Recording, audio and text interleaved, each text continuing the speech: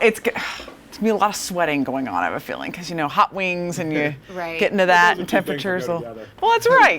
Temperatures will be in the 80s. It's not going to be too bad. Not as hot as it was going into last weekend, but if you're heading to Winging It and Fountain Inn, it's going to be a lot of fun. Just a slight chance of a shower, and otherwise pretty nice. Just, you're going to be a little bit hot, especially if you get the spicy wings.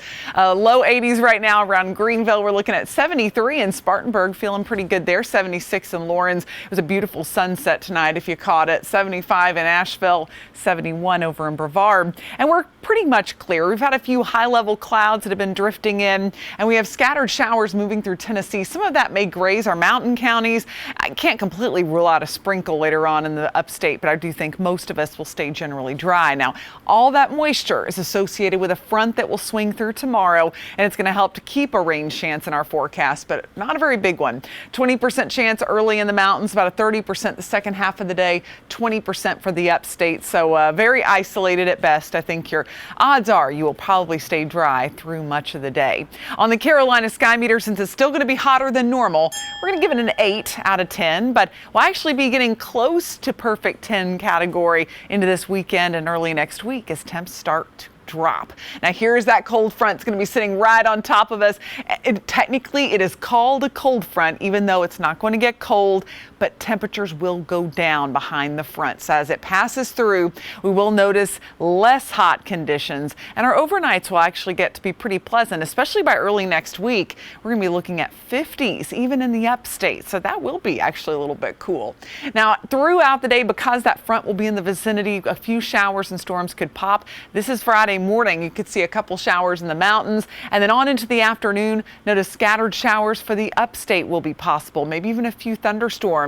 As we go into the rest of the afternoon and early evening, though, a lot of that's going to be clearing out, maybe a couple spotty showers in the mountains, and then it's going to wind down into Friday night. Saturday looks dry to start, and then as we head into the afternoon, I think the rain's going to be confined to the western North Carolina region. Upstate northeast Georgia should be mostly dry on Saturday. And I mentioned that we have that good chance, or at least a chance, for a few scattered showers and thunderstorms, but the better chance for any severe weather looks to be just off to our east. That's when the storms will really begin to fire up. There'll be that chance for damaging wind as well as hail. Can't totally rule out a strong storm here, but I think most of that activity will be to our east. So as we go throughout the weekend, looking like a pretty good one. Now, it's still going to be very warm, but compared to last weekend, it's just not going to be quite as oppressive. Right around 90 by Sunday, so we will start to warm up just a bit before a second cold front comes in to drop temperatures for next week. Low 80s expected in western North Carolina, a 20% chance of rain both days. Then temps drop a bit more into next week. Tuesday may be the best of the next 7, as it's going to be an 83-degree high. That's the coolest we've been in a while. In fact, it's a degree below normal for this time of year. We will take it. We'll start in the 50s on Tuesday, so really a refreshing day all in all. In the mountains, a 30% chance of rain tomorrow, and then a slight chance through the weekend.